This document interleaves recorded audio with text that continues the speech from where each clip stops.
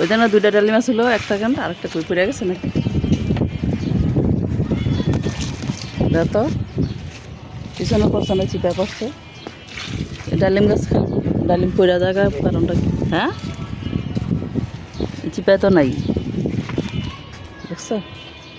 ডালিমগুলো পাকতে পারে না, পড়া যায়, ইয়ে হয়ে যায়, পড়া যায়।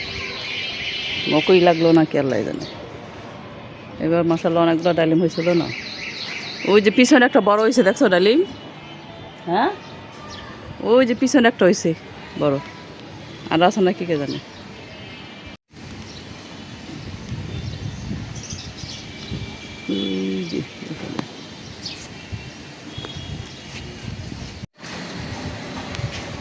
এই জায়গা থেকে অনেকগুলো আলু শাক নিয়ে আসছে একদিন, কুমড়া শাক, এগুলো সুন্দর হচ্ছে।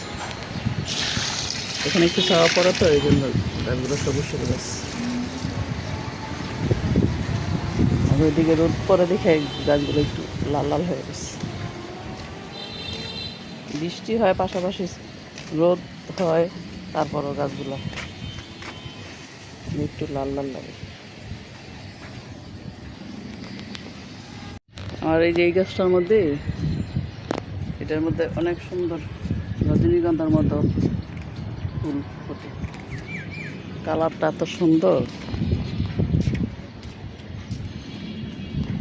আবার ফুটলে ভিডিও করে দেখো।